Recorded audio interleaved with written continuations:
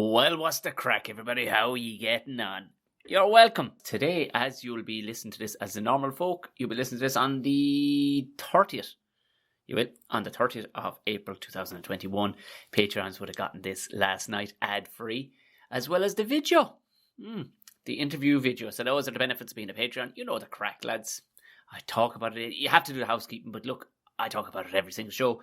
To support the show, click in the link below. Join in, and it isn't just a case of supporting the show. You do get benefits, i.e. the video and the ad-free content, as well as live podcasts, which we have this Sunday night. I've had to revert to Sunday. I had great notions of not doing it on Sunday, but I'm going to do it on Sunday, and it's a bank holiday Sunday. So look, nobody should have school the next day or whatever. I'm guessing it's probably not a bank holiday in a lot of places, but it is here. So 9 o'clock Sunday, we're going to be talking about when we were small. So if you have pictures, please show and let's talk about them. I've got a few lined up with questionable haircuts and whatnot, so we'll be sharing them on what. Listen, that's what it'll start out with, but it could get loosey-goosey. We could end up talking about anything because it's essentially just a pub chat. It's the live Royal Ramble this Sunday night for Patreons only. So become a Patreon, join in the crack. There is, of course, the merch page. You know the crack. Jump on. It's down there too in the show notes if you want to have a gander at it. There's a few bits and pieces in there. There's the mug from the Tom and Jerry show, from which Dave Walsh won Best Comment of Season 4. Of course, I will be announcing the winner of Best Comment for Buckshot on Sunday evening as well. So if you haven't gotten a comment put up on Stitcher or Apple Podcasts with a 5-star review, don't worry. Just take a screen grab, tag me, write something cool, put it up on Instagram or Twitter, but most likely Instagram. I'll see it most likely there. And you go into the competition to win yourself a t-shirt. And with that being said, we do have a big, not a big announcement. I've been telling my listeners for the last couple of weeks, the Tom and Jerry show Season 5 kicks off this Monday. And we have a couple of surprises for you. Well, yeah, we do. We have a couple of changes and we have a surprise. Yeah, there's definitely going to be a nice surprise for you involved. So get on board with that. If you haven't yet, have a gander. There's a rake in Tom and Jerry shows there. It's there up on the Patreon page, ad free, but also if you just look at it on a regular basis, Tom and Jerry show, Jerry with a G. It's self-explanatory. There's 4 seasons and with a 5th one on the way and some extra bonusy fun stuff joined in. Right, that's all of that out of the way. You know the crack, actually, yeah. As I said, give it a 5 stars. Give it fucking a nice comment. You enter the competition to win yourself a t-shirt. Now, moving on to today's guest. I've been trying to get him for I don't know how long, but he's just a busy man. He's a busy man, and to say I enjoyed this chat is an understatement. We could have talked for fucking yonks. It was just brilliant. Such a sound, talented, brilliant bloke. Who am I talking about? I'm talking about comedian, actor, musician, producer, director, and the very funny creator of the latest sketches that you'll see, poking a bit of fun at imperialism. Sit back and enjoy the brilliant Ty Hickey.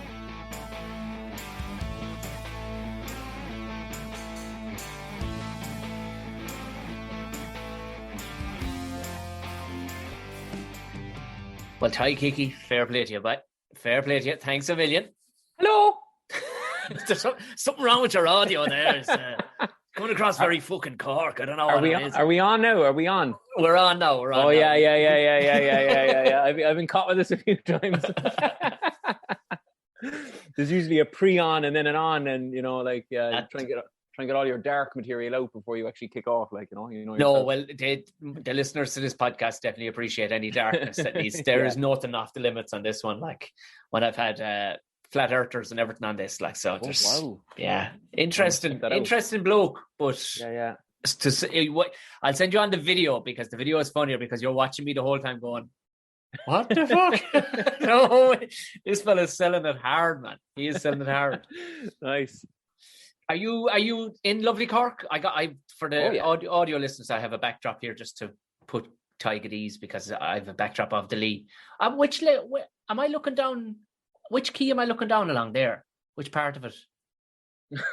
I can't even see what bit of it I'm doing. Union's Key. Yes. So actually, to the side there would be Charlie's, which would be, I would say, probably one of the most well thought of early morning houses in Ireland. Yes.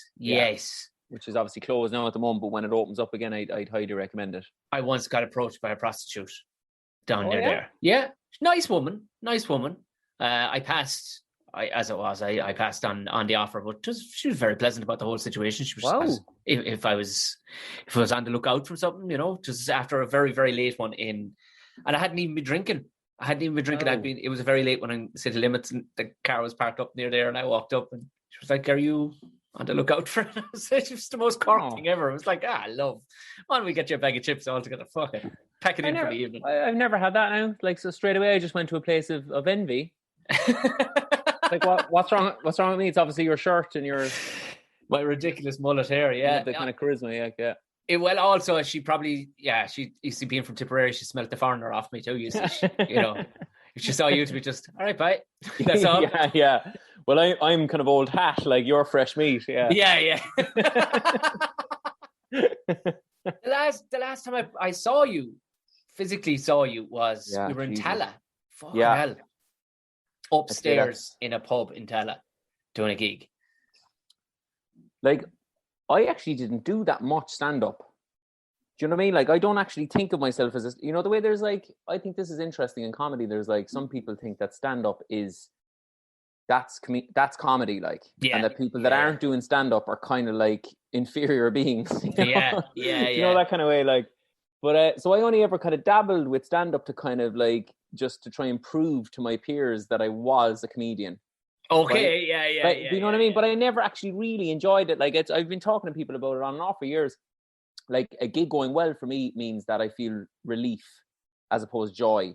Like, are you up there like kind of going like, yeah, when you're getting laughs and stuff? I am. I am. I am. And I guess that's just it, isn't it? I would have been like, there was a notion too, and it probably would have been, I suppose, not drilled, but indoctrinated into me early doors when I was doing stand-up for the first couple of years, that the only comedians we're talking about were people who did stand-up. I just didn't grasp how other people. But then I started to think about it. It was like, I don't know, like, if you're, yes, there should be. I think what was really in my head was the grades of, if somebody's actually good, regardless if they make themselves, make people laugh, then they're a comedian. But if you're just dicking about in whatever genre you're in, and you're not, and it's not, you're not putting any effort into it, then I consider, no, you're not. But also, I mean, it was put to me when I was not questioning it, but it came up in a conversation. Is a comedian only somebody who does stand up? And I think it was quoted from Chris Rock. Chris Rock thought the same way, and then somebody put it to him: "Are you not going to tell me that Will Ferrell is one of the funniest people on the fucking planet?" Like, this is it, like, you go, granted, if you make comedy, you're a comedian. Yeah, simple as that. Yeah, exactly. Like, or you'd find, I remember, I think Steve Coogan before like clarified that he was like a writer and actor, and not a comedian, or not just a comedian. Now, I'm probably doing him a disservice there, but I remember him just making sure that he was kind of, people knew that he was an actor writer as opposed to comic. Like, if I'm ever doing something and someone's saying, "Oh, what do we call you?" Like, I say I'm a comedian. Like, that's what I think of myself as. But I probably haven't earned the stripes from the kind of the fundamentalist stand-up community. Like, unless you've gone through the grit and pain and horror of like 6 or 7 years at least of stand-up brutality, you're not a bona fide comic. Like, I think it's funny. Like, but I think that is probably what it is the grind is so rough. You know what I mean? That you're going, let us have this. But I would disagree with my old thought, and that's the thing. You can grow older and fucking learn new things. I would definitely disagree with my old me from 5 years ago. Do you know what I mean? Well, let's be honest. Comics are bitter and twisted people as well. Whatever one we feel that we're strong at, whatever aspect of comedy we feel we're strong at, that's the one. Then, you know what I mean? Like, absolutely, absolutely. But I think for me, I still hold a bar of standard, regardless of whatever your genre is. I still hold a bar. If you're fuck acting about and passing off some muck, but unbeknownst to others, for whatever reason, you seem to be getting traction with it, you know, when there's zero little effort, when it's been filmed on a phone and it's some weird old thing that has no, you know, old hack old jokes and so I can't. I'm going, no, you're not. You're fucking well not. Now, Yeah. I'm probably wrong to a lot of hundreds, thousands of people who go, no, that's exactly what I want to see. 30 seconds of that doesn't challenge me. And that's exactly what I thought of gay people. Yeah. You know, you're going, oh, Jesus Christ. Yeah. But then you put the likes of yourself, Foil Arms and Hog, you know what I mean? Lads who are number one of talent, but work their whole off to make a really good product. Do you know what I mean? Like, yeah, that's where then I'll go, absolutely. That's the bar. That's the bar of lads and girls who are working their whole off and who are actually talented as well. Do you get me? Yeah, I agree with that totally. And actually, I think we can probably both think of people that were or are talented, but they didn't or don't put the work in. And I'm actually like less attracted to them as I get older, not necessarily physically attracted. I get you. Yeah, but yeah. You know what I mean? Like, I think it's, you know, when you're a kid as well, like I used to love the kind of mercurial soccer players, like, you know, the guys that didn't seem to do much, but they just get the ball and fuck it, it's in top corner. But as I get older, like, I'm fucking really attracted to the kind of workhorses, like, you know. Yeah, and that's the old man thing in you, because you're like, you can put value on somebody actually working their stones off, like, you know what I mean? Totally. But because, like, you know, like, whether you're working out a bit or you're working out a sketch or whatever it is, like, I feel like we all have good ideas. Like, I don't really know that many people that don't have good ideas. We all have good ideas. But, like, that doesn't necessarily make you a really important, interesting comic. Like, I really respect the guy that then takes the idea and goes, okay, well, the next step with this now is to script it. And that might actually, even though it's just a short thing, that actually might take a couple of fucking days. Yeah. But that's what we need to do in order to get it right, you know? Like, the sketches I'm doing at the moment, like, I'd be embarrassed to tell you how long I'm spending on them. Like, because I'm researching for days.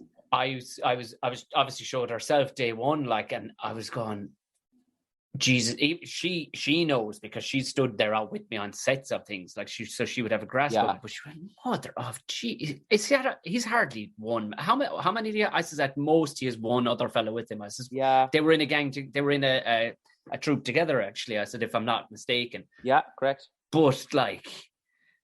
But you knew the lighting was right, the sound was right, the fucking scripting was tight. There wasn't like in any of your sketches, you can see you pulled out words that aren't needed. Like, you're getting to the point very quickly. Like. Yeah, nice one, man. That's a lovely way of putting it. And you're right. Yeah, I'll actually spend a good bit of time. I'll write it and then I'll rewrite it, and usually the rewriting is pulling out the stuff that. Yeah, it's fucking superfluous. Like, I think it's funny, but maybe not everyone will think it's funny. It's killing your babies. That's what they call it. Killing babies, exactly. Yeah, and I have to give Dom.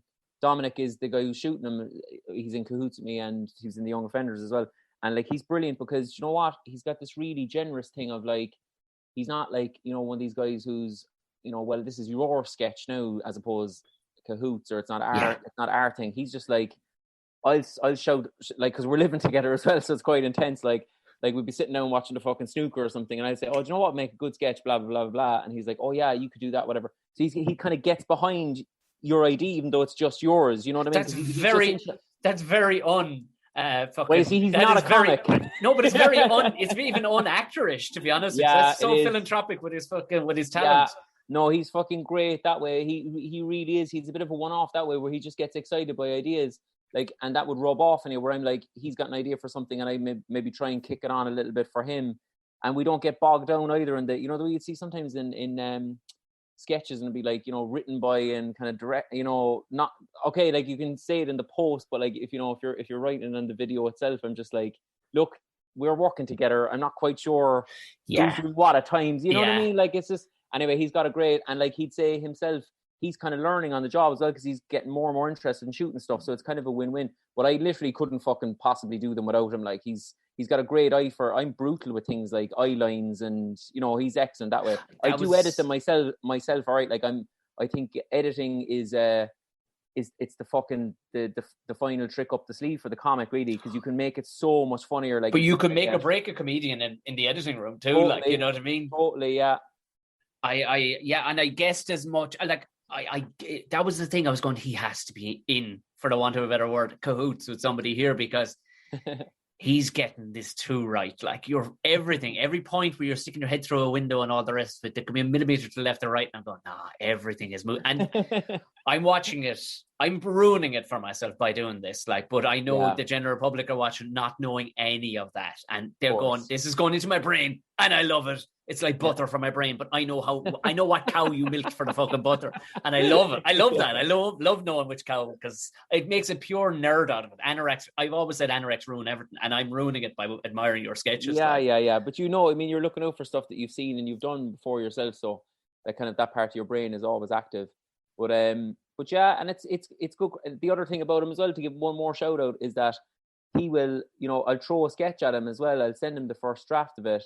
He'll give me some notes, and then I'll go and redraft. So there's actually an editorial role in what he's doing as well. That's very professional, yeah. Yeah, and because he's come off like probably the biggest show in Ireland of the last couple of years, he's kind of like au fait with different shots and all that kind of stuff. So you're benefiting from all that experience as well. But to cut a long story short, I think it's good to have one good person that you trust working with you. But like if you were to if I to put my time back again, sometimes you can get too bogged down, I think, in sending your script to maybe 10 people or that kind of way. Like it's finding the balance. I also think, sometimes I look like Limmy's one of my favorite comics, and like from what I can gather, he doesn't have a massive editorial input from others.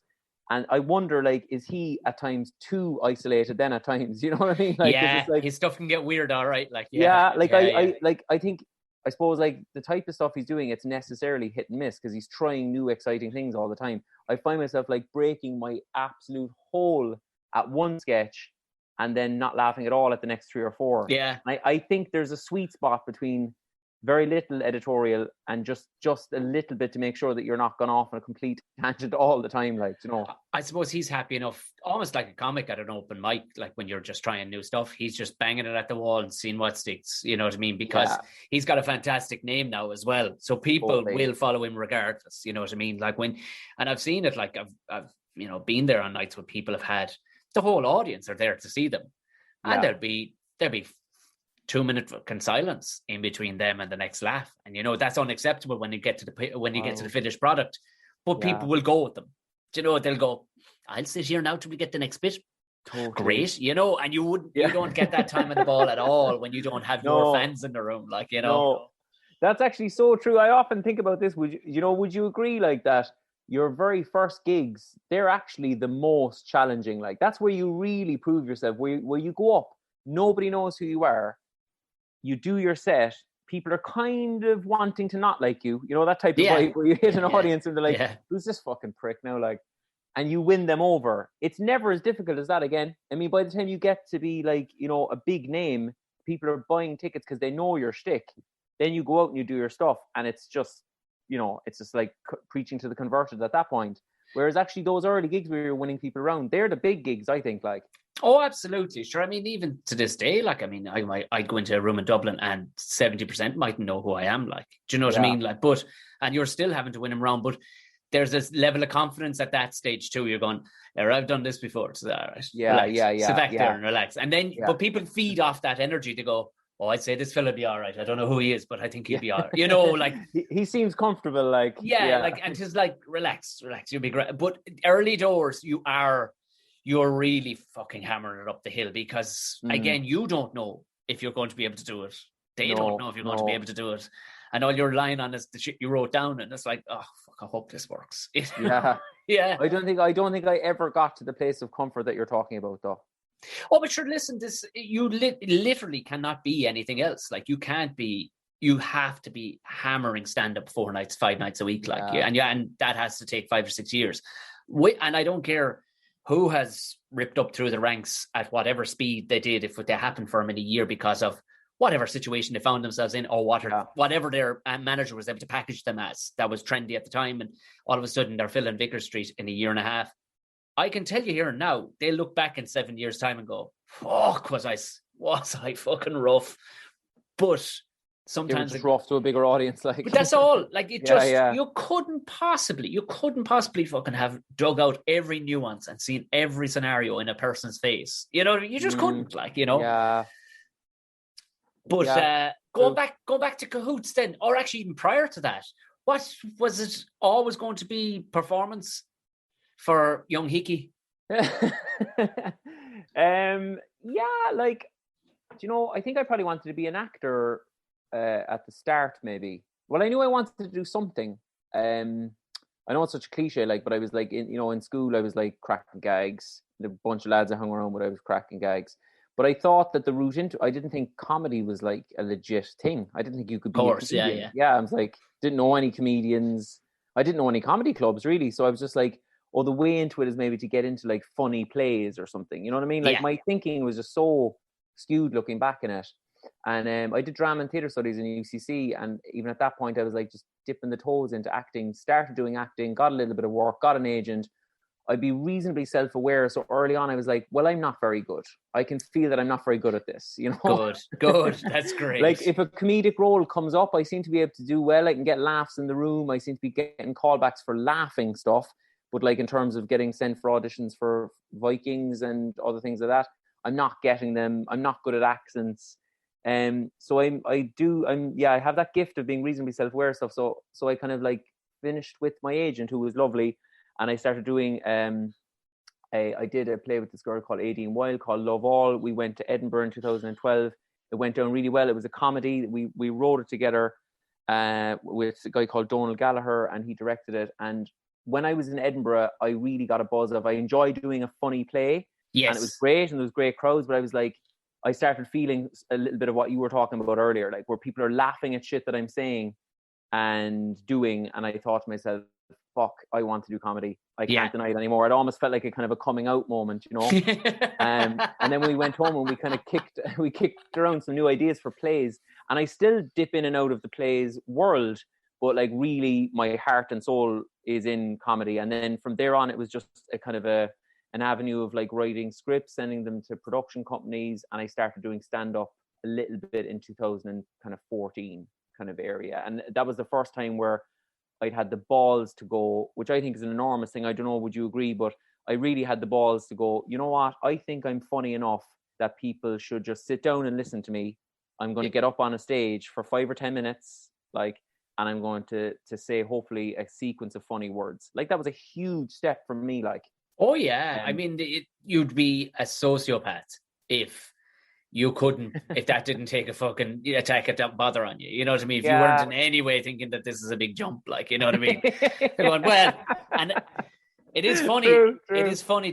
Some modern, I call them modern, but very youthful people. I remember coming out of the Roisin Dove one night, and I was after doing my own show in there, and the chap that was with me, he doesn't do comedy anymore, but he knew this girl that was outside, and she was a bit gothy or whatever, and she was smoking a rollie, and it seemed like a nice enough girl, but very much like fucking meh to the world, kind of whatever. Yeah. And she asked himself, she says, what were you doing? Are you going for, oh no, he says, I was supporting Tom there, and he just did a show, above. And she goes, oh, was it music? I went, no, it was stand up. And I was just going, fuck me now, this where's this going? This cul-de-sac of a human, like. And all I wanted to get to was the car, and she went, stand up, yeah, I think I'll give that a go. And she said it, I just wanted to push her out into the traffic and go, how dare you, where is your fucking soul? That this doesn't, you just said that in the same way that you might have another fag, like, do you know what I mean? Like, it was just, it's like, how dare you? Don't you fucking dare come near this precious thing, you bastard. You know what I mean? If you're not going to absolutely be shitting your pants the first couple of times you go on stage, like, True. But it was the myth in it. It was an eye-opening moment. It's like, for some people, it isn't that big of a deal, like, but I think, and I'm going to sound like an elderly man here now when I say this, but is that the youngsters coming up? Though? Oh, it absolutely is the youngsters, for sure. He wasn't just isolated to this girl, because I said it to your man, and he'd be a bit, I wouldn't be her age, but he'd be middle between the two of us, I suppose. And I said, what the fuck? Is she out of her mind, the way she said that? He went, no, I just, like, youngsters just, they'll roll with shit now, and they'll just get up there and just waffle, man. Like, do it, like, just waffle. Yeah. But in a way, fair play to them. Yeah, great. In a way, I did. There was something fighting inside my brain going, "Don't fucking sit." But the other side of my brain was going, "No, I think it's okay." Like, like now, she'll never take the fucking bread out of my mouth, like, because I'll wipe the fucking floor with her if she was ever on a lineup with me, like, but, and I'm making my personal fucking mission, but fair play. Is it like, it's an unbelievable, very interesting place that people's brains will be in the next 5 or 6 years, like, do you know? Yeah, true. Well, is it kind of coming from, I wonder sometimes with, and again, I'm going to sound like a Warder's original provider here when I say, oh, welcome to the gang. Yeah, that I wonder, is it kind of just a bit of an apathy, like, has kind of crept in as well, though, and it's a bit like, you know, yeah, stand up, yeah, look, I'll try that, like, yeah, I'll just do that, you know, yeah, look, I'll just rob this fucking car, I don't know, you know, just kind of running a Dionysian kind of run out of ideas to kind of like pleasure oneself, but yeah, but I'm glad anyway, though, that it took me years to pluck up the courage to do it in a way, because I think the older, and again, I'm going to sound like an old lad, the older I got, the more willing I was to not be cool. Yeah. Do you know what I mean? Like, yeah, I think fucking case in point, look over here, like, do you know what I mean? Like, there is not one iota of coolness here, right? Like, I don't even want to begin to think about what my stand-up would have been like in college, for instance. You know what I mean? Like, oh God, you would have had a lot of thoughts, a lot of deep thoughts. Yeah. Well, I would have been preoccupied with the like, I did a degree in English and philosophy, and basically philosophy. Now it has turned out to be great, but at the time when I was studying it, it was effectively just trying to impress girls at parties. You know what I mean? And try and, you know, get a bit kind of a Wikipedia knowledge of Nietzsche and Sartre and kind of just bang on about that. So undoubtedly my stand-up would have been about that. And I think actually the comedy process for me is trying to let go of the idea of making people believe that you're intelligent. Like, as soon as that kind of thing starts to go out the window, I think you can start to do pretty interesting work at that point, I find. Yeah, once you accept, I found, and it was funny, I had Terry Alderton on the podcast, and he said it didn't strike him until he was in his late 30s, really, doing stand-up, that he realised that, it's not about me at all, actually. Jesus Christ, this is about them. Wow. Fuck. And I said from then on, his comedy just went up and up and up and up and up. He says, it's not fucking self-healing. The healing will follow, because whatever trauma he'd had, which sometimes is why people get into performance of sorts, like, not always. Like, I just like the crack. But although I'm probably a fucking control freak too, like, and I enjoy the you know, the moment of control that you have and laughter. But he said that, he goes, once that clicked over, and he professionally took on the role of, I am your jester, like, I'm here for ye. The weight was just lifted off him, and he went, fuck it, right. That's lovely. Right. Yeah. I like that a lot. Like, it reminds me of, I think, Jerry Seinfeld talking about not taking it personally early in his career. Like, if he doesn't go down well, it's like the jokes that I've written on the page that I've prepared and learned off and recited at the gig didn't go well. They're not saying, like, Jerry Seinfeld's a prick, or, you know, and I think that's huge. Like, I find a lot of people in comedy, it's like, I think because so many of us are kind of bruised souls, and I include myself in that, like, you know, we're usually, as you say, like, usually coming out of some sort of place of trauma, that, like, it's very hard to not take criticism personally. But actually, when you stop doing that and just kind of go, okay, that joke hasn't landed, or that sketch hasn't landed, I'll fucking roll up the sleeves and I'll go again, rather than I failed as a human being. Like, you know, I definitely kind of wasted some time, like, taking it personally. Like, a good thing for that for me was, like, and I know you've done lots of stuff with RT as well, like, once you go into the RT machine for however it treats you, or for however long it goes, if you're getting some script notes on something that you've written that you feel is, like, brilliant, and then you get, like, the reality check of editorial from someone like RT, where they say, okay, this doesn't work at all, take that out, that's quite good, that's rubbish.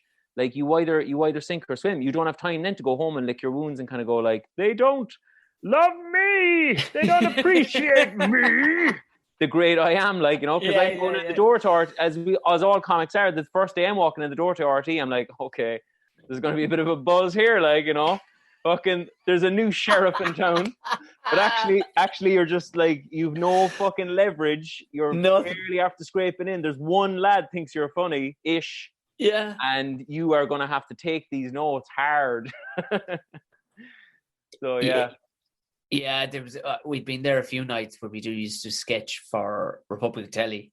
Oh, yes. Damo and Ivor and in fairness, it would be fairly tight, you know what I mean? There wasn't a lot of space for editing, like, you know, to be fairly tight. And it came to it had the bare bones of what was needed to be a sketch. It had a start, middle, and a fucking end, and it had a punchline. There was a punchline, a viewing punch, a visible punchline. And at least 3 out of 5 occasions I can remember, they completely missed it. And you're like, do we have to highlight this? Like, do we actually physically need to highlight this? But it was just like, time. I was like, oh, you could have cut out the driving of the car bit. Yeah. You could have just have us gotten in and getting out of the car. You would have bought you 10 seconds. Yeah. It's heartbreaking if you've actually put the infrastructure into something and it's like it's not represented. Yeah. And then Cahoots. Then how did you come about meeting? It was Laura, yourself, and Dom, wasn't it? Yeah. So when I realized that I wanted to do comedy, I didn't really have the balls to go out on my own yet, right? So this is just being brutally honest. So I thought, you know what I'll do? I'll fucking form a sketch group, and then we can go and do it together. Yeah. You know what I mean? And I'll find my feet that way. It was very deliberate, and Laura was and still is the funniest, one of the funniest people, but certainly the funniest women I've ever seen in my life. Yeah. And I thought a sketch group at the time, and I still believe this, I think a good sketch group should have a woman. It just blows my mind that there's not more women in big sketch groups, because a woman cannot, and this is a very obvious thing to say, but a woman can just play certain characters in a certain way that a man can never do. You're drawn to the fact that it's a man when he's playing a woman. Now, I love playing women, but there's certain things that I can't do to get to the verisimilitude of a female character. And so Laura was just fucking a rising star in Cork at the time, and just absolutely dynamite on stage. And then I wanted a lad who wasn't me. I wanted a straight lad who'd be able to play a doctor or a solicitor, and I could sit in and play fun-loving working class characters. And Dominic and I myself did a show, and we just kind of hit it off. So I kind of deliberately kind of put us together, really, I suppose. I thought we'd have a good dynamic, the three of us. And so that was about 2014-ish. And then by 2015, we had commissions from RT. So it all happened quite soon. We had one champion, I suppose, in RT, and this guy Eddie Doyle, who was just amazing. Eddie, yeah. And I just had a good old banter with him. He's from a neck of the woods that I have good crack with. Those people generally, Belfastians. Yeah. And so we just kind of hit it off, and he really it's mad. When you're outside RT, and before I got in there, I just assumed all good ideas are just shat on, and they only put through this kind of real commercial stuff. I mean, there's aspects of that are true, I suppose, but actually working with Eddie, he was mad trying to squeeze through the Eddie's hands were tight on a lot of stuff. Totally, Jesus Christ. But that's a broadcaster, there was. Yeah, I suppose I don't feel in any way it could have been this or it could have been that. I think he really fucking tried his best, and I think he was brilliant. He brought a lot of clever stuff through, he brought a lot of good stuff through, and he was funnier than a lot of the people that he brought through, in my opinion. Yeah. He's really funny himself, and I'd include myself in that. But so that was Cahoots. We had a fucking good run of it. I think we were a little bit unlucky with the school, for instance. We did a sitcom in 2017. Yeah, I remember that. Yeah, the school. Yeah.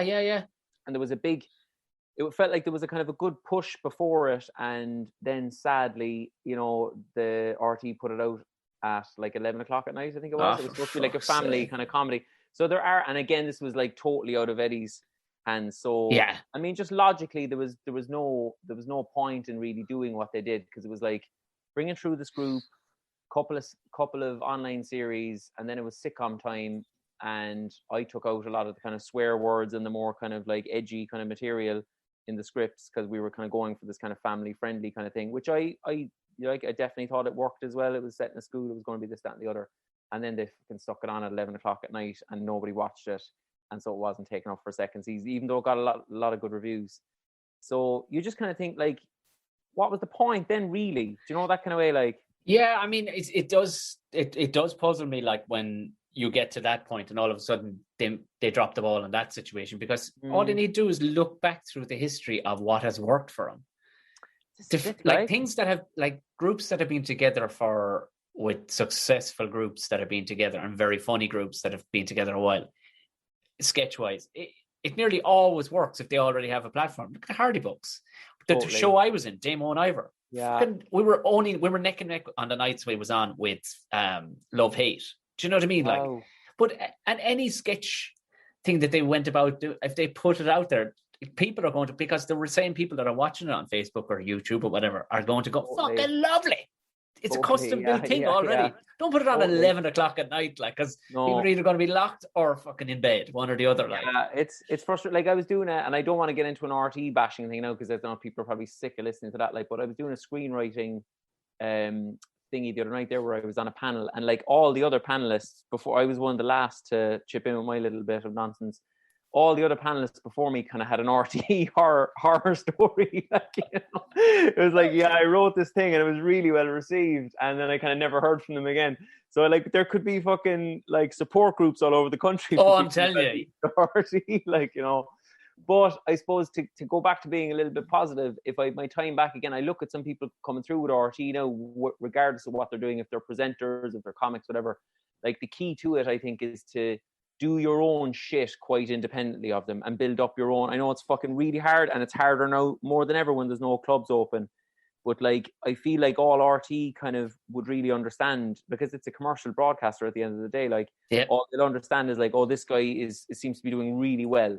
So it's harder now to stick their show on at fucking 11 o'clock where nobody's going to watch it, and it's going to be harder to ignore their emails. You know, like, I kind of have my big boy pants on these days now, where I'm kind of like, well, like, if I was a commissioner or a broadcaster under pressure as well, I probably would ignore an email from a guy that doesn't have any leverage. You know what I mean? Like, so it's just a big bad world. Like, and they grow callous too. Like, the situations that guaranteed they all started out with the same notion as Eddie. Like, Eddie was just, but after a while you're going, I just have to be fucking just go home and drink after this, because I've just had to ignore a bunch of talent. Like, you know, I mean, we got shot down. We put together one as pilot before, and it was based around stand-up, you know, the unfunny world that is the driving to gigs and being shat on by fucking big name comedians and stuff like that. And we had a serious lineup in it. We'd lads from the Savage Eye, we'd lads from the Hardy Bucks, we'd lads from Irish Pictorial Weekly. We had a serious lineup in the pilot, and it was, or I say pilot, it was like 8 minutes, and it literally and even the writer, the chief writer on it, like, as you know, he's Oscar nominated, the same chap, like, for you know, animation that he did, a comedy animation that he, but they just literally looked at his face and went, yeah, that's not the direction we're heading, but look, rather than going, so how'd you get all them together there, because that's not the storyline we're looking for, but this is where we're going. They didn't even give him that. They just went, and then I saw what arrived on what was announced 2 weeks later, went, oh, you clearly weren't going in our direction, you know. But I think they're actually even less interested in comedy now than they ever were. Like, there's nothing happening at all. And like, I was, to be honest, like, we were actually very lucky looking back in it, because I think we just snuck in the door the end of Eddie's kind of reign. Like, as post Eddie, I haven't seen any comedy that's not kind of, you know yourself, like, kind of very heavily commercial or aimed at a certain. There's no new kind of like interesting experimental new comedy anyway, for sure. Whereas Eddie brought through, you know, fucking Savage Eye, Your Bad Self, you know, so many interesting shows. Like, I'd say, sadly, those days are probably gone. I would say, like, it'd be tough now for a young comic doing sketches at the moment, kind of going, what's my in here? Like, because occasionally people get on to me and say, you know, should I get on to this person or that person? I'm like, well, I haven't had a reply to an email from them in about 4 years. So. Forget about it. So, like, best of luck, like, you know. But no, actually, what I would say to them is, especially if their stuff is good and they're tipping away online, and there's some fucking brilliant young comics coming up, like, I just say to them, like, fucking drive on. First of all, a lot of you have bigger numbers than I have, so I don't know what the fuck you're getting on to me for. And keep going the way you're going, and there's plenty of potential interest there in the UK for stuff, you know what I mean? Of course there is. Look at Foil Arms and Hog, like, they've never been on telly, but just the boys will sell out theatres all across the UK. True. Do you know? That's a great point. Yeah. And they gave up that ghost a long time ago. They were like, well, no, you're grand. But I mean, like, what can RT do for Foil Arms and Hog? You know what I mean? Oh, like, at this stage, absolutely nothing. Yeah. You know what I mean? Like, or make him a household name like Marty Whelan or something like that's about, you know. Yeah. I just think, like, that's the other thing as well. Like, they can't really offer anybody who's gone and done it themselves. And I think those types of guys that's the bar for me anyway. Like, to go back to Limmy again. Limmy is like fucking writing his own show. He writes the music. I think he edits it. He does everything himself, and he's making sketches. I think at the moment he's mostly playing video games, and his fans tune in to see it. occasionally I think BBC Scotland will get on to him and say, do you want another run of that show? And he's like, yeah. He makes all the sketches at home in his gaff and puts them out. Like, it doesn't get any better than No, that. it Like, really he doesn't. actually doesn't have to leave the house to have a really successful comedy career. Like, fucking hell, like, you know. So I saw him as well about a year ago, and that was probably about 2 years ago now at this stage, in the Opera House. And there was me and another 300 or 400 devoted Limmy fans. And he just went up at the start, and he just said, everyone just clapped when he came out because everyone just loves him. And he said, all right, what do you want to hear? And somebody just shouts out Dee Dee, and he just goes, fucking, and then somebody names out another character, and he just does one line to them, no wigs, no costumes, nothing, and everyone just goes, oh my god, this is amazing. And then he was like, okay, that's enough of that, and then he starts reading from his book, and that was kind of it. That's kind of taking the piss now, in all fairness. To be honest, I was talking to someone about it the other night. I was like, if you're going to do a live show, I think you should probably try and do a show, all right, I think. I'm not saying like you have to or you should, but I'm just, for myself, if I was going to do something on these sketches, I would try to do something extra than what you've seen in the sketch and have some sort of live aspect to it. Of course. Like, I think, I'd feel guilty anyway. I think if I went out and I was like, oh, these people have spent 25 fucking quid, like, I don't want to take the piss out of them, you know what I mean? The left start kicking in, I think I'm like, nah, give these people back their money here. I'm just fucking phoning it in. Yeah, the idea too. And I mean, I've been doing this podcast nearly 4 years, and it's come up like about doing live podcasts. I'm going, well, there's no way I'm just going interviewing somebody. Like, there's no fucking way. We have to, even if it's play a game of keepy ups, like, for the crack and whatever, we have to do something. But I think then I would have to write a sketch, and we'd have the screen behind us. Like, I mean, somebody like Colin Geddes, he's big comedian in the north. And when Geddes does his live shows, he said it himself. We were talking about it. I said, "You're going to just chat?" He went, "Fuck no." He said, "I'm going to write 2 or 3 sketches, and then we can banter about the sketches afterwards. He said, we'll film it and have it on a projector." And it made perfect sense. And then actually play silly games even throughout it, just to keep it interactive, to keep it a night, almost a cabaret night. You know what I mean? Yeah, sure. Yeah. You want to get value for money, like, definitely. Yeah. Well, you know, then, like, you can walk away going, I didn't steal that one, you know. But but listen, I guarantee you, Limmy walked off and went, "Again, nice one," you know, delighted with himself, because there's people get themselves into that point too, where the head is just gone, I could say I could rock any situation ever, doing anything. Yeah, like, you know, like, it's the blind boy effect. Kind of like, taking advantage of the fact that we all adored him. Yeah. Or we all adore him. You know what I mean? Like, so there was something, like, we were all willing participants in him phoning in the night. Now, I don't know what he's doing at the moment, and I have to reinforce the fact that I do think the man is close to a genius. But yeah, you want to give fucking bang for your buck as well if you're putting on a show, I think. You know what I mean?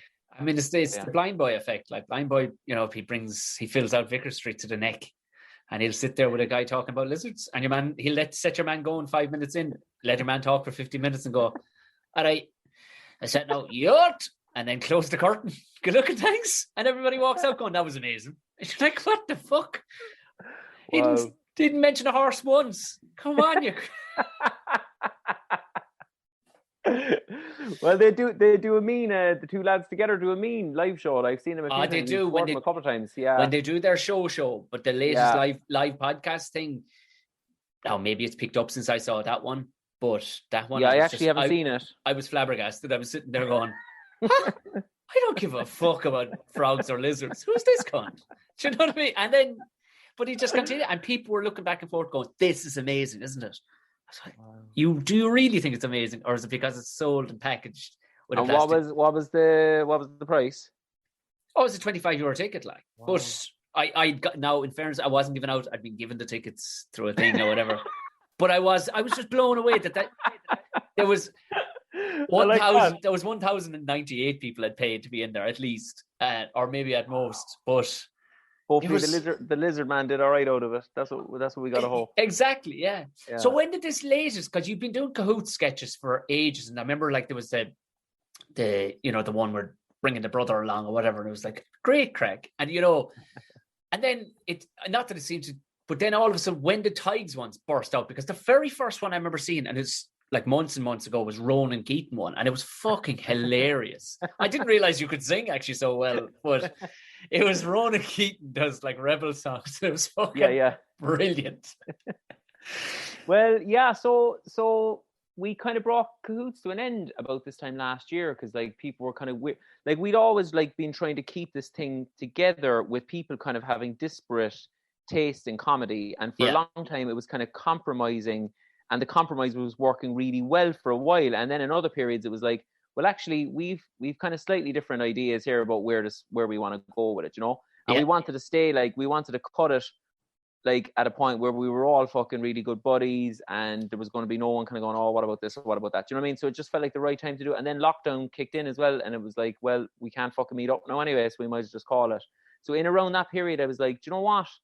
I was kind of at the start of lockdown, I was like, I just got into this kind of frame of mind of like, well, you might as well just do exactly whatever the fuck you want now. Yeah. Do you know? Because I'd felt like the material for a while, it wasn't as, I hate the word edgy, but like I'd like to provoke, you know. I do like to be provocative, like, of course, you know? yeah. You know, throw on a few fucking sleazy outfits and whatnot, like. But I you know, I didn't get into comedy, I think, to appease people or to try and win favor with people. Like, that's not the type of person that I am really. So I was like, do you know what? The world seems to be fucking on fire here. I'm just going to do exactly what I want to do. Yeah. And then all the sketches that were at the back of my head, I was like, yeah, let's fucking bring that out. Let's bring that out. And then I was interested in politics and history and stuff my whole life. And I'd never found, I'd done some stuff with Cahoots with a character called Mairead Corkery. Yes, she'd get, I loved her. Mairead was like xenophobic to British people in any form. It was amazing. Now over the years. All of a sudden she started gurning, like she just... Yeah, so she was my one kind of like dipping the toes into that kind of world. And in fairness, you were a bit of a flair as a woman. No, like I didn't. Straight out the gate, you wouldn't picture most blokes as a woman, nor even looking directly at you right now. But when you played Mairead, it was like, oh, yeah. Oh, I used to get a lot of a lot of interesting evenings. a lot of confused, intoxicated lads outside clubs, because I used to host a comedy club briefly, and I hosted it a couple of times as her and the Everyman, and there'd be a couple of very confused, thirsty lads at the end of the evening. But yeah, so like but you know what I found with her, actually, I found like it was very hard to avoid pontificating with her, because it's a mouthpiece kind of stuff, you know, and I was like, a bit of the kind of lefty ideology was creeping in. So I thought, you know what, the better way to, if I'm going to do any, look at these areas like fucking loyalism or the British Empire or any of these areas that I'm kind of fucking half obsessed with, it'd be great to do them as an allegory. Like, so just to have, you know, fucking, here's the story of this thing, but it's this thing. So the first major one I did, I suppose, was the loyalism. So it's like loyalism, but it's a house share in Cork. And like just, you know yourself, you do it and you think like, well, I think this is a strong idea. But then again, I think all my ideas are strong. And then the public tell me that they're not often. You know, like I believe in the sketches that have like 1,000 views as much as I believe in the sketches that have 1.5 million views. Like there's it's not like I feel the ones that didn't do well, like I've got them wrong. I'm just always guessing as to what an audience might like, but I usually just do what I fucking like, and I think it's funny because I have to stay sane. Like that's the thing. I can't get into this like, oh, I wonder will Simon Coveney like this sketch, or you know, like I can't start thinking like that. Like you know, no, he hasn't liked any of my sketches. So then the loyalism one just fucking went crazy or whatever, and I was like, okay, well, I haven't accidentally found something that, you know, I didn't do a sketch that I didn't believe in, like with, say, I don't know, like, you know, whatever fucking bit of nonsense or something, and that took off. And then I was like, okay, I'm going to go after this. I did something that I believed was very strong, and I thought it had a life as well, kind of, it's X, but it's Y in Cork, or whatever formula you have for it. So it just made sense to kind of plow on with those. And also I was like, I've kind of made my bed with my political views online. Like people don't have to scroll too far to find what my political views are, so it's kind of all out in the open anyway now, you know. Like when the loyalism sketch came out, there was kind of people online after a while trying to uncover the fact that I was a Sinn Féin supporter, which I just thought was comical, because at the time I had like a really iconic Republican photo as my header. You know, and it was also in my bio. Sleuth found that, like, guys, he's a shitter. Yeah, and there's like pictures of me with like, you know, leading members of Sinn Féin over the course of a couple of years. Dressed as Liam Lynch for your fucking for Halloween when you were a child. Like, yeah. Exactly. It's like the one thing I've never tried to hide. You know what I mean? I've tried to hide nearly everything else about myself. But yeah. So look, I suppose in the spirit of just doing whatever the fuck you want, I was like, well, I don't have skeletons in the closet of a fucking Me Too variety or any of that stuff. Yeah. So I'm an open book with the political views. I have my fucking views. I have sketches that I think I want to do, and I'm also a big boy dealing with the shit, because like fucking Twitter, like whatever. But the big transition actually from Cahoots was mostly doing stuff on Facebook, and if we had a negative comment, like it would be once in the blue moon someone would just go, oh shit, or something like that, or what I suppose the one exception was the Mairead sketches. All right, you'd have like angry kind of Brexiteers like going crazy underneath them and stuff. But like on Twitter now, like literally whatever I tweet at the moment, there will be some portion of comments, maybe 2 or 3 comments, where people will say, oh yeah, like what would you know, you terrorist supporting scumbag, and a clipping of an IRA attack in the 70s or 80s. Which you clearly carried out, like, yeah. Oh, man. Yeah. Like, I led that campaign almost single-handedly. Europa Hotel has a wing named after you. Oh, man. Yeah. It was all me, apparently, like. But I suppose the thing is, though, you're going to get it. So you have to put on your big boy pants and you say, well, this Twitter has been very good to me, like, because it's where my audience is at for the stuff I'm doing. So what's the choice? Like, you stop putting up sketches because you're going to get shit. You know what I mean? I'm not saying I enjoy it either. I'm not saying there are days where like I could do without, the fucking 345th comment from somebody saying, but the IRA, I could probably do without that, but it's par for the course. And then people say, oh, take off your replies. But I know people around my page having the crack as well. Yeah. With the replies, you know what I mean? Like, yeah. They want to see the trolls, they want to see the nonsense and stuff. So at the moment, it is what it is, and I don't plan on kind of diluting what I would like to do, But then, I want to say as well, I'm not actually trying to be controversial either. These are just kind of happen to be the areas that I think are funny. Fucking hilarious. But the very fact, like you'd want to be really, really staunchly wound up so tight, no matter what side. Like, there has to be staunch loyalists to still go, well, that is still funny. That's still fucking funny, like, because whatever way you look at it, it's the softest punch in the jaw you'll ever give somebody. Like, not only is the Cork accent fucking hilarious anyway, but the fact that you haven't tried to give anybody else in the sketch a different accent. I love that. It's this is, like, you've, like, on the face, like, to say that people are taking it at face value, their face value is 300 yards down the road looking around. Just it's the crack, you mad bastards. Like, and it's very, very pointed. And also then what I find hilarious, because I thought it was the only person who's going, I'm learning stuff here. This is grand. Like, more so in your Israel-Palestine one. I was like, and then the likes of the school reunion one. Fuck, that was good.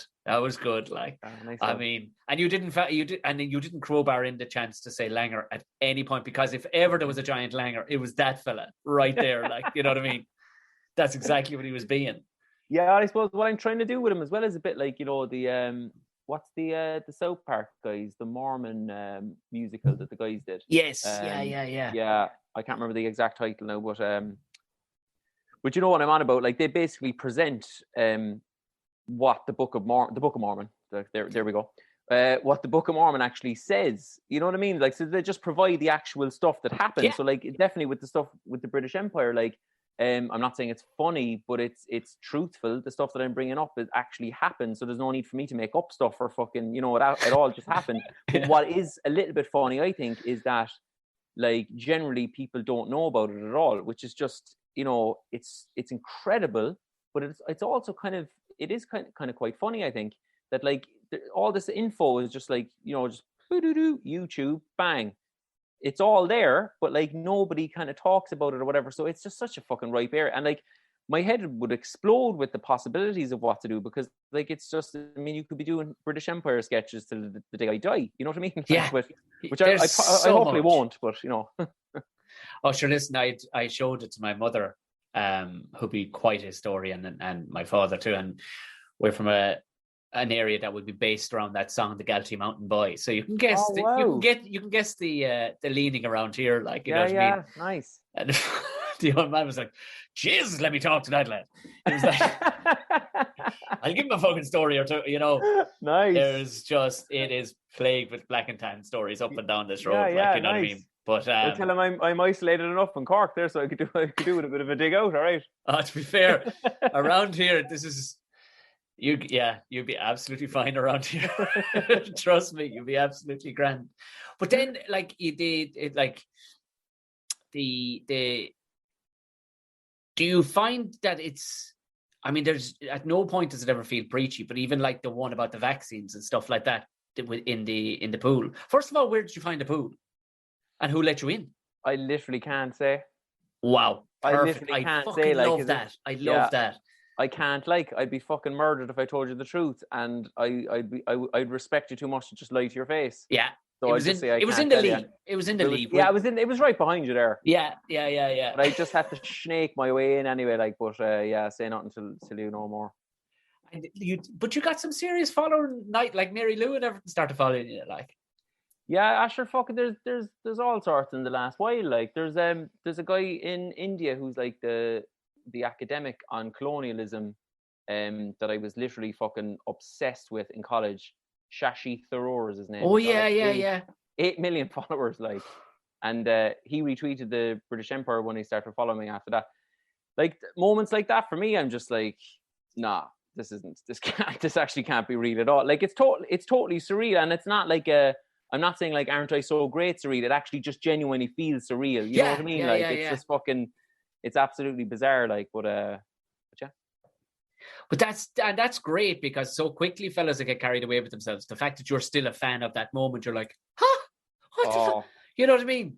No, do you know what, man? I've been, and I'm sure you'll fucking identify with this, I've been up and down and in and out in comedy in this country with like highs and lows and stuff. I realize that I'm in a good spot at the moment, but like to say I wouldn't, I have too many people around me anyway that would just fucking shoot me down fairly handy in Cork, like, you know. And like I'm aware as well, like, you know, it's at the moment it's internet stuff, you know. There's no, like, I don't have a big commission or anything like that at the moment and stuff. I'm like chatting to a few people and stuff, but I suppose when you've had as many disappointments as I have in comedy in Ireland, you know what I mean? You know yourself, like, I mean, fucking every Tom, Dick and Harry is kind of promising of the world generally. You keep your feet in the ground and you just kind of go, do you know what I do? I just think like, what's the next decent idea I have? And I just focus on doing that, and also trying to not worry about how it's going to go down as well. Because all the joy for me, like I had some moments in the last year, like it's obviously great when things start landing, but I made sketches over the year that went fucking nowhere, absolutely nowhere, and I had great crack making them, and I found my voice in them, and I found punchlines in them that I was like, okay, I think that's funny. And it's like what I was doing there is your version of doing the comedy clubs. Yes, you know I was fucking, you know, because I find his buddies of mine as well. There's one buddy of mine's really fucking funny guy, and like he actually probably won't mind me mentioning his name, Tom Walsh. I don't know, did you ever gig with a comic called Tom Walsh? Sounds very, very familiar, yeah. He's from Rochestown in Cork, and he's got like a bit about just the Rochestown Road where there's no jokes, there's no punchlines, it's just all like offbeat nonsense. He's very, very funny, but like, we've been talking about doing a sketch together for like close to 4 years now. Right. You know, so he's just kind of one of those lads where, you know, we just don't end up doing the fucking sketch, and he's like an electrically funny guy, and it's a pity, because I think what happens for me anyway is, you know, you've an idea in your head, you brought it a certain way, you don't think it's going to get much funnier. Get the fucking thing up on the internet. Yeah, it's not fucking life or death. You're a comic. You're not a surgeon. Yeah. Get the bloody bugger up. It gets 1,000 views and a few like, well done, Ty, keep going comments. It doesn't matter. It's do you think it's strong, and did you get it up on the internet? That's it. And that's a really good lesson to learn, because for me, like I've never really gone about making my own sketches. You know, like really, not. And I don't want to dabble in it. I'd want to go full hog in it, but also at the same time I'm kind of going, oh god, because like that, what if I put in all this effort and it's not, you know, and it's not appreciated. I'll just go to a comedy club, there's people looking at me, that'll do me fine, you know, that, you know. But that's a really valuable point that you said. If it's funny, get it made, get it up, and move on. And just learn, because you're learning to get, like, it's exactly what you just said with the clubs. You're like, you'll learn, you know, you'll get better with each new sketch that goes up. Don't get so bogged down on people giving you like, or not getting lots of views or any of that stuff. Like, just get it up, learn from your mistakes, and then eventually buy a camera and stop making them on your phone, which was my trajectory. That's about as professional as I got. Like, but you can tell though, in all fairness, they look crisp. Well, it's getting there now. Stage. It's getting there now. Like, definitely, yeah, it's getting there now. And before I let you go, have we any? Can we get any inkling as to where you might be heading next? Where in Cork? Absolutely. Yeah. Absolutely. Oh, yeah. Well, I'm definitely going. I'm working on a Brexit karaoke night. Yeah. So I'm actually desperately trying to find a couple of songs. I'm caught a couple of. I won't tell you the character. Well, you know the fucking characters. I won't tell you the context just yet. But that'll be one of the next sketches. I might try and squeeze in something else for the centenary. The actual Northern Ireland centenary is next Monday. So I'll maybe try and squeeze in something for that. And then after that, I'm just going to get away from geopolitics completely and just do a couple of bits of nonsense again for my own sanity. Brilliant. If there was anyone, not that anyone would want my advice, but like, again, the thing that has kept me sane this year is like, something takes off, great, but like, keep doing what you think is funny. Like, I did a sketch a few weeks ago where I was playing a woman doing a cover of a Kate Bush song. And sure, that has nothing to do with loyalism at all. And a lot of people I actually lost followers over it. Like, I think there was there was a couple of rabid Republicans going, sure, this isn't anti-loyalism at all. And why are you dressed as a woman? But like, I just did me though. You got to keep with me, like, because I got to keep put my head in the pillow going, are you doing what you want to do here? Like, and you're not kind of pandering to some sort of overall narrative or whatever, So I'm just going to keep doing me, buddy. Will Mairead ever make a return, I wonder? Oh, she will, definitely. If only to kind of, get people to say that I'm attractive as a woman again. Yeah, I definitely want to find some way of working her into a live show as well at some point. And definitely, I don't know what it's going to be yet, but I'm going to build some sort of a live show. And I would like my first gigs to be in the 6 counties, because I've had a few offers from people up there already. And it's kind of my spiritual home. I bloody love those buggers so much. I know. Literally 50% of this podcast is in the north. The listeners are in the north. Nice. Literally, I can't sell out in Tipperary, but I can sell out in Belfast. Wow. So yeah, that's where I'm headed as well, man. Totally. Yeah, I think that's where most of my following is now, and I'm delighted. I couldn't be any happier about it.